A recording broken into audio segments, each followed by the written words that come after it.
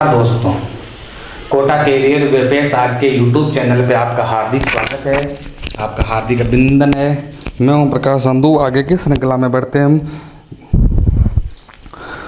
हमारा टॉपिक चल रहा था बुशमैन जनजाति। कौन सा चल रहा था? बुशमैन जनजाति। बुशमैन जनजाति।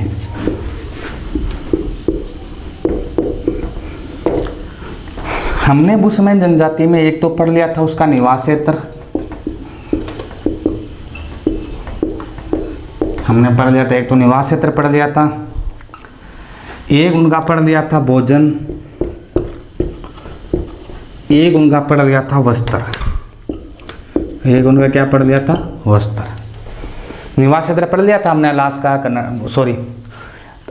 अंगोला, दक्षिण अफ्रीका, बोत्सवाना और नामीबिया। भोजन में हमने पढ़ लिया था सर्वभक्षी होते हैं, अर्थात सभी प्रकार की चीज़ों का भक्षण करते हैं। और वस्त्र में हमने पढ़ लिया था एक तो एप्रिल ने पढ़ लिया था, तिकोनी लिंगोट पढ़ लिया था और चोंगा जिसे करोस कहते हैं उसको पढ़ लिया था। आज हम पढ़ते हैं उसके आगे निवास गृह। निवास गृह।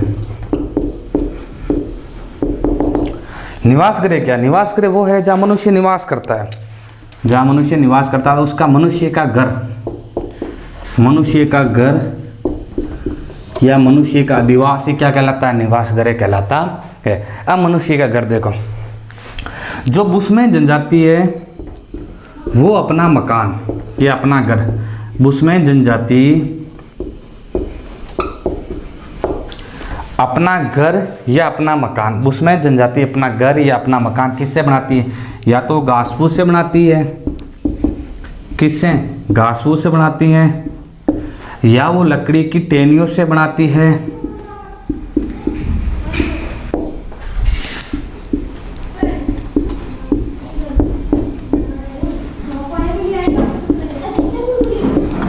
बुशमैन जनजाति। बुशमैन जनजाति का निवास गृह। निवास गृह क्या? मनुष्य जहाँ निवास करता है, अर्थात मनुष्य का घर या मनुष्य का आदिवासी निवास गृह कहलाता है। बुशमैन जनजाति अपना घर किससे बनाती है? या तो घास फूस से बनाती है या लकड़ी की टहनियों से बनाती है। ये की बात है, लकड़ी से बनाती है या लकड़ी से बनाती है ये। तो अब ये देखो, ये अधिकतर चट्टानी गुफाओं में रहना पसंद करते हैं। कहाँ रहना पसंद करते हैं? चट्टानी गुफाओं में। कहाँ रहना पसंद करते हैं? चट्टानी गुफाओं में। क्यों? क्योंकि ये जंगल का क्षेत्र है, वनों का क्षेत्र है, जानवर अधिक मिलते हैं, जानवर इन पे हमला ना कर दे, इसलिए चट्टानी गुफाओं में रहना अधिक पसंद करते हैं या चट्टानी गुफाओं में अपनी शरण लेते हैं। चट्टानी गुफाओं में अपनी शरण लेते हैं। आगे बात में इनके अल्पकालीन मकान वैरव कहलाते हैं। वैरव क्या होता है मैं बता देता हूँ। अल्पकालीन मकान क्या कहलाते हैं? वैरव कहलाते हैं। वैरव क्या होता है देखो, जैसे ही मान लो जून जुलाई का महीना आता है, बारिश होती है, खेती का टाइम आता है, उस टाइम हम क्या करते हैं? खेत में जाके रहने लग जाते हैं। खेत में जाके रहने लग जाते हैं। जैसे ही खेती का कार्य कंप्लीट हो हम वापस अपने घर आ जाते हैं। जैसे ही खेती का कार्य कंप्लीट हो हम अपने कहाँ आ जाते हैं? घर आ जाते हैं। तो हमने अपना निवास क्षेत्र कहाँ बनाया है? खेत में। हमने वो कुछ समय के लिए बनाया है, अर्थात अल्प समय के लिए जो हमने मकान बनाया है, घर बनाया है, उसको क्या कहते हैं? वैरव कहते हैं। या ऐसे मान लो ढाणी होती है कि नहीं होती है? वो वैरव है। ढाणी क्या होती है? वो वैरव है। और इस वैरव में 8 से 10 घर होते हैं। इस वैरव में घर कितने होते हैं? 8 से 10 घर होते हैं। अर्थात जो अल्पकालीन मकान है वो वैरव कहलाते हैं और इस वैरव में 8 से 10 घर होते हैं या इस ढाणी में 8 से 10 घर होते हैं। तो निवास गृह में देख लो, निवास गृह जहाँ मनुष्य का घर है या जहाँ मनुष्य का निवास है वो उसका निवास गृह कहलाता है। बुशमैन जनजाति के लोग हैं वो अपना घर घास फूस है, लकड़ी की टहनियाँ हैं, इनसे बनाते हैं या लकड़ी से बनाते हैं। चट्टानी गुफाओं में शरण लेते हैं। चट्टानी गुफाओं में क्या लेते हैं? शरण लेते हैं। या मान लो चट्टानी गुफाओं के आसपास अपना घर बनाते हैं। अल्पकालीन मकान क्या कहलाते हैं? वैरव कहलाते हैं। अल्पकालीन मकान वैरव कहलाते हैं, अर्थात वो ढाणी है जिसमें 8 से 10 घर होते हैं।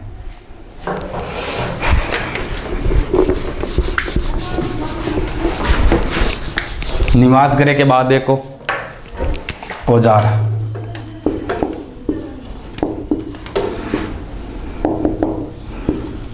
औजार में देखो इनके प्रमुख औजार कौन कौन से? तीर कमान है, भाला, बुरछा, ये इनके प्रमुख औजार है।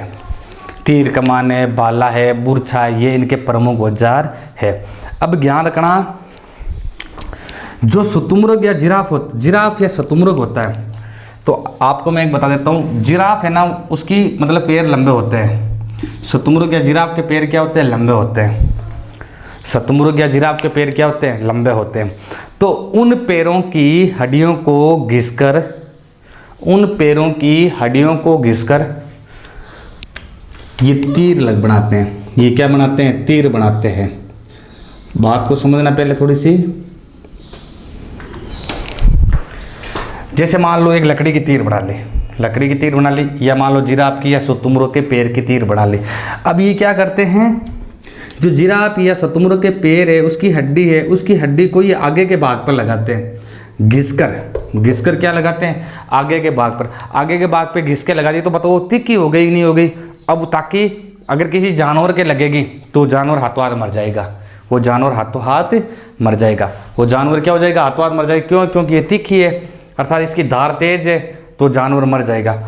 और ये क्या करते हैं? विष बुझे तीरों का प्रयोग करते हैं। किसका? विष बुझे। किसका? विष बुझे तीरों का प्रयोग करते हैं। विष बुझे तीर का मतलब ये है कि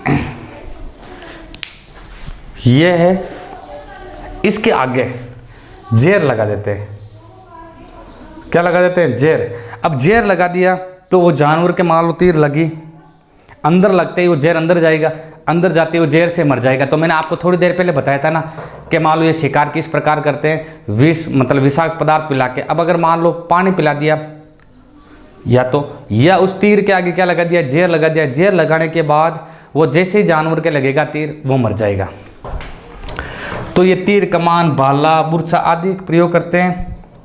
जिराफ की हड्डियों या शुतुरमुर्ग की हड्डियों को तीर के आगे के भाग पर लगाते हैं घिसकर, ताकि वो तिक्की हो जाए। और उसके आगे विष बुझे तीरों का या जहरीला पदार्थ लगाते हैं, जहरीला पदार्थ लगाते हैं। और ये क्या करते हैं? ये 60 मीटर दूर, कितने मीटर दूर? 60 मीटर दूर, 60 मीटर दूर अगर कोई शिकार है उसका शिकार कर देते हैं। यानी ये तीरंदाजी में बहुत तेज होते हैं, अर्थात 60 मीटर अगर कोई दूर शिकार है तो भी उसको तीर से मार देते हैं। इनकी ये खासियत है। यानी अगर कोई पशु या कोई जानवर 60 मीटर दूर खड़ा है तो भी ये मार देते हैं। आगे देखो इनमें, ये क्या है? जंतुओं की बोली निकालने में निपुण होते हैं। जंतुओं की क्या निकालने में? बोली।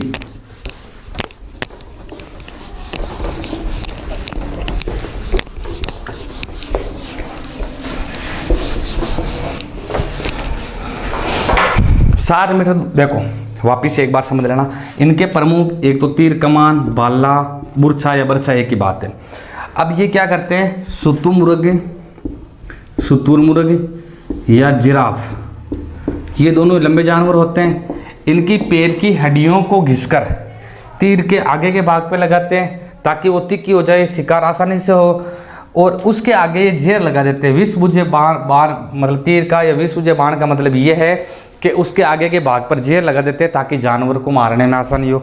ये 60 मीटर अगर कोई दूर है जानवर, उसको भी ये मार देते हैं। कितने मीटर दूर? 60 मीटर अगर कोई दूर शिकार है, जानवर है, तो भी उसको मार देते हैं। ये जंतुओं की बोली निकालने में निपुण होते हैं।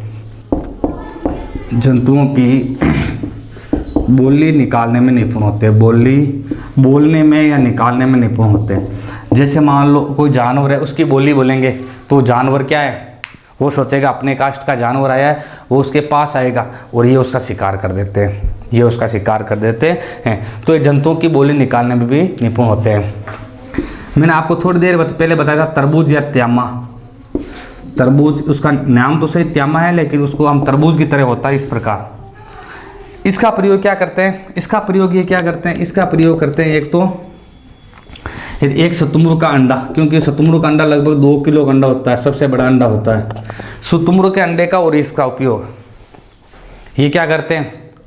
जल भरने के लिए करते हैं, अर्थात जल को संग्रहण या जल को इकट्ठा करने के लिए करते हैं। और इनसे ये अनेक प्रकार के आभूषण भी बनाते हैं। ये इनसे अनेक प्रकार के आभूषण भी बनाते हैं।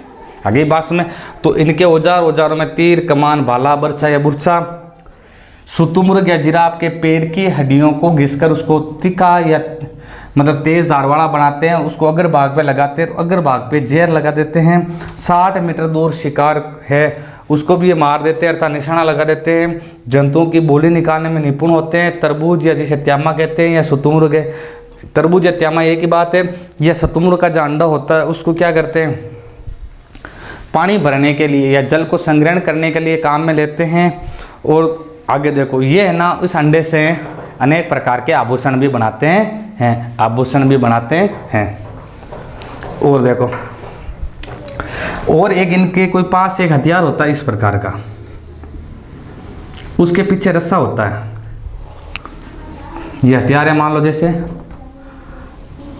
इसके पीछे क्या होता है, रस्सा बंधा होता है। और रस्सा ये है ना, ये खाल से मतलब पेड़ों की छाल से, पेड़ों की छाल से बना होता है। जो ये रस्सा होता है ये किससे बना होता है, पेड़ों की छाल से बना होता है। किससे, पेड़ की छाल है उसको पतला कर करके क्या बनाते हैं, रस्सा बनाते हैं। अब इसका उपयोग कहाँ करते हैं, इसका उपयोग भी शिकार में ही करते हैं लोग। इसका उपयोग भी कहाँ करते हैं, शिकार में। भाले की तरह मारते हैं, पीछे से रस्सा खींच लेते हैं ताकि वो जानवर रस्सा लेके भाग ना जाए, ताकि वो जानवर रस्सा लेके भाग ना जाए। आदि इनके प्रमुख औजार है। इसके बाद एक ही है,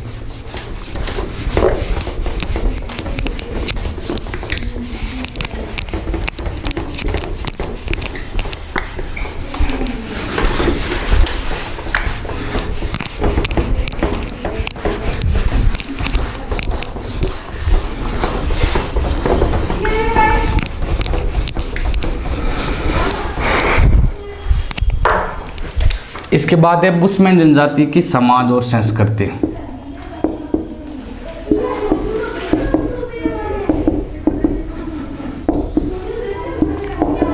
देखो जो बुशमैन जनजाति होती है ना, वो प्रकृति प्रेमी होती है। कैसी होती है, प्रकृति प्रेमी होती है। अर्थात जो प्रकृति है उससे प्रेम करती है, उसे क्या करती है, प्रेम करती है। जो बुशमैन जनजाति है वो प्रकृति प्रेमी होती है, अर्थात प्रकृति से प्रेम करती है या प्रकृति को ये सर्वश्रेष्ठ मानती है। प्रकृति को क्या मानती है, सर्वश्रेष्ठ। अर्थात इनके जीवन में प्रकृति का बहुत ही महत्व है, प्रकृति का बहुत ही महत्व है। आगे बात सुनने, आगे देखो। ये लोग जादू टोनों में विश्वास करते हैं। ये लोग किसमें विश्वास करते हैं, जादू टोनों में विश्वास करते हैं। ये लोग किसमें विश्वास करते हैं, जादू टोनों में, जादू टोनों में विश्वास करते हैं। अर्थात जादू या टोना ये मानते हैं या भूत प्रेत में विश्वास करते हैं। अगली बात समझे, जादू टोनों में विश्वास करते हैं और ये 2 भगवानों को मानते हैं। कितने भगवानों को मानते हैं, 2 भगवानों को मानते हैं। कितने भगवानों को, 2 भगवानों को मानते हैं। एक भगवान जो पूर्व में रहता है, एक भगवान जो पश्चिम में रहता है। वापिस देखना एक बार, बुशमैन जनजाति की समाज और संस्कृति में देखो, ये तो प्रकृति प्रेमी होते हैं, अर्थात प्रकृति से लगाव है, प्रकृति को सर्वश्रेष्ठ मानते हैं, प्रकृति से प्रेम करते हैं। ये लोग जादू टोनों या भूत प्रेतों में विश्वास करते हैं। ये 2 भगवानों को मानते हैं, एक तो पूर्व में रहता है वो भगवान, एक जो पश्चिम में रहता है। अर्थात बुशमैन जनजाति में कितने भगवान को माना जाता है, 2, एक पूर्व में जो रहता है, एक जो पश्चिम में रहता है। ओझा इन्हें बीमारियों से बचाता है। ओझा इन्हें बीमारियों से बचाता है। ओझा इन्हें किससे बचाता है, बीमारियों से बचाता है। जैसे हमें डॉक्टर बचाता है ना बीमारियों से, वैसे इनको बीमारियों से कौन बचाता है, इनको ओझा बीमारियों से बचाता है। हमें डॉक्टर बीमारियों से बचाता है, इनको कौन बचाता है, ओझा बीमारियों से बचाता है। आगे बात सुनने, एक देखो, एक चट्टानों पर की गई इनकी पेंटिंग प्रसिद्ध है। चट्टानों पर की गई पेंटिंग प्रसिद्ध है। चट्टानों पर की गई क्या प्रसिद्ध है, पेंटिंग प्रसिद्ध है। ये चट्टानों पर पेंटिंग करते हैं विभिन्न प्रकार की, वो प्रसिद्ध है। जैसे कोई चट्टान है, चट्टान पे विभिन्न प्रकार की पेंटिंग करते हैं। ये चट्टानों पर की गई इनकी पेंटिंग प्रसिद्ध है। चट्टानों पे की गई अब आपसे पूछ ले किस जनजाति की चट्टानों पे की गई पेंटिंग प्रसिद्ध है, तो वो बुशमैन जनजाति की चट्टानों पर की गई पेंटिंग प्रसिद्ध है। ये है समाज और संस्कृति। प्रकृति प्रेमी, प्रकृति से प्रेम करते हैं, सर्वश्रेष्ठ मानते हैं। जादू टोनों या भूत प्रेतों में विश्वास करते हैं। दो भगवानों में विश्वास करते हैं, एक पूर्व में जो रहता है, एक जो पश्चिम में रहता है। जैसे हमें डॉक्टर बीमारियों से बचाता है, वैसे इन्हें ओझा बीमारियों से बचाता है। चट्टानों पर की गई इनकी पेंटिंग प्रसिद्ध है। चट्टानों पर की गई ये पेंटिंग प्रसिद्ध है। आगे देखो,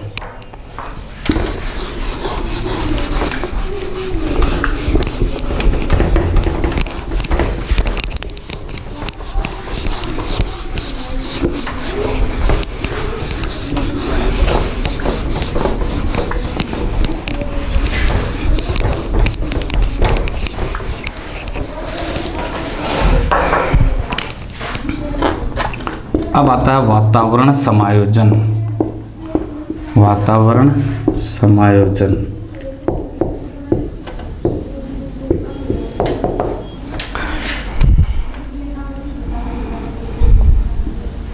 देखो, वातावरण समायोजन क्या?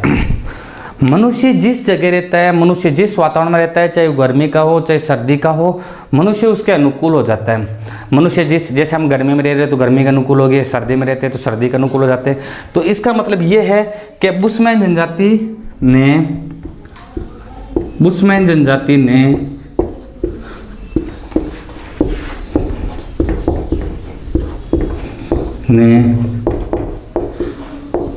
वातावरण के प्रति समायोजन बना रखा है। समायोजन का मतलब है वातावरण इनके लिए अनुकूल है, वातावरण इनके लिए अनुकूल है, समायोजन बना रखा है।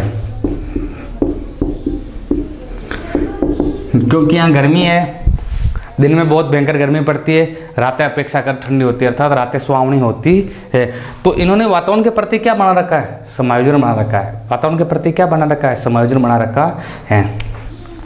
आगे देखो, ये क्या करते हैं? जैसे अबाधित रूप से या स्वतंत्र रूप से, अबाधित रूप से या स्वतंत्र रूप से, अबाधित यानी बिना बाधा के या स्वतंत्र रूप से एक स्थान से दूसरे स्थान पे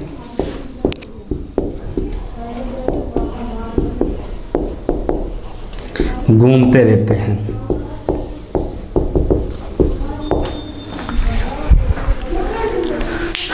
एक स्थान से दूसरे स्थान पे आराम से घूमते रहते हैं। आगे बात में क्यों?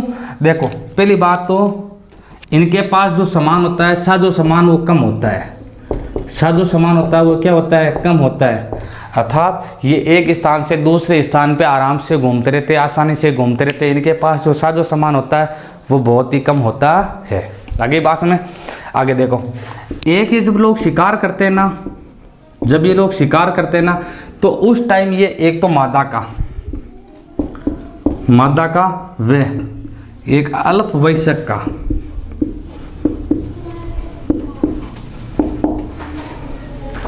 जब ये लोग शिकार करते हैं तब एक तो मादा का, एक अल्पवयस्क का। अल्पवयस्क का मतलब ये है कम आयु के जानवर का, कम आयु के जानवर। जब ये लोग शिकार करते हैं तो एक तो मादा का, एक अल्पवयस्क। अल्पवयस्क का मतलब ये होता है कम आयु के जानवर के, कम आयु का जो जानवर होता है उसको शिकार करते वक्त ये हानि नहीं पहुंचाते हैं। अर्थात ये विशेष तौर से ज्ञान रखते हैं कि अल्पवयस्क जानवर को हानि न हो, अल्पवयस्क जानवर को हानि न हो, इसका ये विशेष ज्ञान रखते हैं। आगे बात में तो अब देखो, बुशमैन जनजाति ने वातावरण के प्रति समायोजन बना रखा है, वातावरण के प्रति समायोजन बना रखा है। अबाधित रूप से या स्वतंत्र रूप से एक स्थान से दूसरे स्थान पर घूमते रहते हैं। अबाधित का बिना बाधा का, अर्थात स्वतंत्र रूप से एक स्थान से दूसरे स्थान पर घूमते रहते हैं। इनके पास जो सामान होता है, साजो सामान होता है वो बहुत ही कम होता है, न के बराबर होता है। तो इसलिए एक स्थान से दूसरे स्थान पर घूमने में इनको कोई परेशानी नहीं होती है। और ये जब ये शिकार करते हैं, जब ये लोग शिकार करते हैं तो मादा और अल्पवयस्क को, मादा व अल्पवयस्क को हानि नहीं पहुंचाने का विशेष ख्याल रखते हैं, हानि नहीं पहुंचाने का विशेष ख्याल रखते हैं। और एक इनको क्या है, कभी ऐसी भी स्थिति हो जाती है, मान लो भोजन ना मिले या भोजन कम मिले, तो इनमें जीवन जीने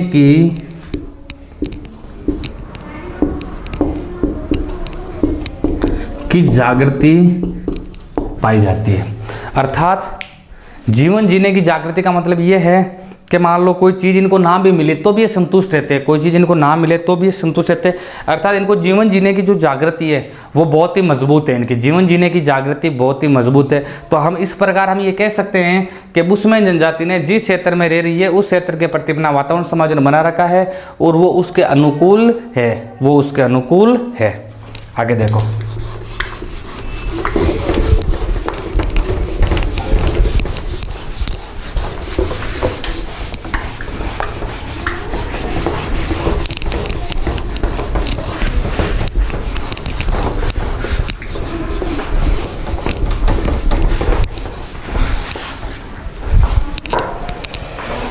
अब आता है आधुनिक संस्कृति से संपर्क। आधुनिक संस्कृति से संपर्क,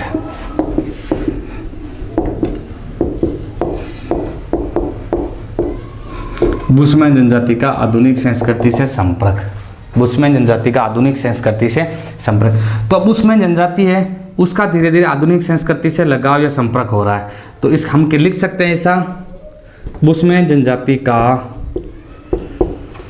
बुशमैन जनजाति का वर्तमान समय में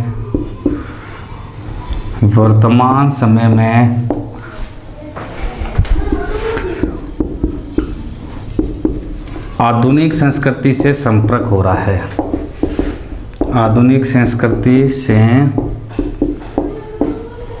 संपर्क हो रहा है। कैसे? ऐसे सुनो, कोई भी चीज़ मनुष्य हो किसी भी प्रकार का हो, भले ही उसको 2 दिन संपर्क लेट हो आधुनिक संस्कृति से, लेकिन वो आधुनिक संस्कृति के संपर्क में आता ही है, आधुनिक संस्कृति के संपर्क में आते हैं। आधुनिक संस्कृति के संपर्क में आने से मनुष्य की दिनचर्या ही बदल जाती है, उसके खान पान है, वेशभूषा है, रहन सहन है, उसके सारे तौर तरीके ही बदल जाते हैं, इसके सारे तौर तरीके ही बदल जाते हैं। तो वर्तमान समय में बुशमैन जनजाति है उसका आधुनिक संस्कृति से संपर्क हो रहा है। अब ये संपर्क किन से हो रहा है? एक तो यूरोपीय देशों से ज़्यादा हो रहा है। किन से? यूरोपीय देशों से, यूरोपीय देशों से। हमने कल बताया था आपको एस्किमो जनजाति, तो मैंने आपको ये बताया था कि कनाडा की सरकार है और अमेरिका की सरकार है, इनको फुल सुविधाएं दे रही है। किसको? वापस ध्यान से सुना, मैंने कल जब आपको एस्किमो बताया था तो मैंने एस्किमो में ये बताया था कनाडा और अमेरिका की सरकार इनको पर्याप्त मात्रा में सुविधाएं दे रही है, इनके जीवन और रहन सहन में भी परिवर्तन आ रहा है। किनके? एस्किमो के। मैंने बताया था आपको कयाक के स्थान पर मोटर चालित नाव का प्रयोग करने लगे हैं और स्लेज के स्थान पे सैनो स्कूटर काम में लेने लगे। कयाक के स्थान पे मोटर चालित नाव का प्रयोग करने लगे और स्लेज के स्थान पे सैनो स्कूटर काम में लेने लगे। तो अब इनको जो सुविधाएं मिल रही है वो यूरोपीय देशों से मिल रही है। किन से? यूरोपीय देशों से मिल रही है। अब जब इनको यूरोपीय देशों से सुविधाएं मिल रही है तो ये क्या करते हैं? एक तो विनिमय, विनिमय का मतलब है अदला बदली। विनिमय का मतलब क्या है? अदला बदली। ये कोई किसी मतलब ये यूरोपीय देश है, इनके मान लो ये संपर्क में आ रहे हैं, तो इन लोगों से को ये कोई चीज़ देते हैं और इनसे बदले में कोई अपनी चीज़ ले लेते हैं, अर्थात ये विनिमय करने लगे हैं। ये क्या करने लगे हैं? विनिमय करने लगे हैं, अर्थात अदला बदली करने लगे हैं वस्तुओं की। और क्या करने लगे हैं? कोई जल स्रोत है उसके पास ये कृषि भी करने लगे। कृषि भी कौन सी? जीवन निर्वहन कृषि, या ऐसे बोल दो जूमिंग कृषि, जीवन निर्वहन कृषि लिख देता हूँ मैं, ये सबसे बढ़िया है जीवन निर्वहन कृषि। तो देखो बुशमैन जनजाति का धीरे धीरे आधुनिक संस्कृति से संपर्क हो रहा है।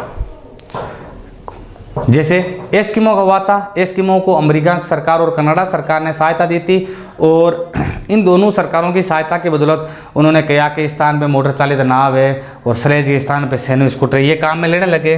तो यूरोपीय देश क्या है? ये यूरोपीय देश है ना, इनके संपर्क में बुशमैन जनजाति आ रही है। इनके संपर्क में आने से ये अब धीरे धीरे वस्तुओं की अदला बदली शुरू कर दी इन्होंने, अर्थात यूरोपीय देशों को आपस में कोई चीज़ दे रहे हैं, यूरोपीय देश इनको बदले में कोई चीज़ दे रहा है या पैसा दे रहा है। जहाँ भी जल स्रोत है वहाँ जीवन निर्वहन कृषि करने लगे। वहाँ कौन सी कृषि करने लगे? जीवन निर्वहन कृषि करने लगे। जीवन निर्वहन कृषि, जीवन निर्वहन कृषि करने लगे।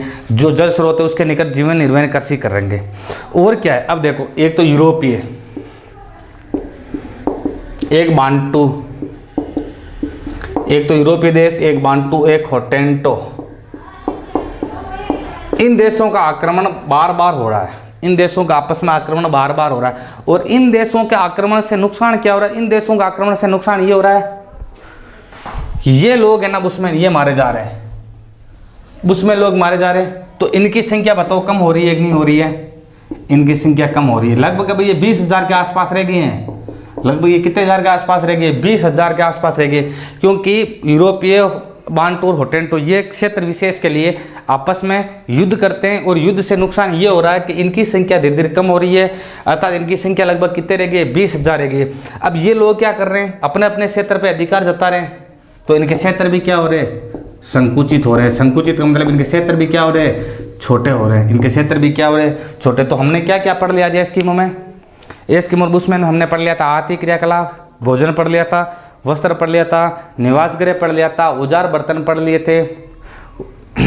इसके बाद हमने क्या पढ़ लिया था? उसके बाद हमने पढ़ लिया था समाज और संस्कृति, उसके बाद वातावरण समायोजन पढ़ लिया था, और उसके बाद आधुनिक संस्कृति से संपर्क पढ़ लिया था। नमस्कार दोस्तों, आगे की क्लास में हम पढ़ेंगे भील जनजाति। कौन सी जनजाति? भील जनजाति।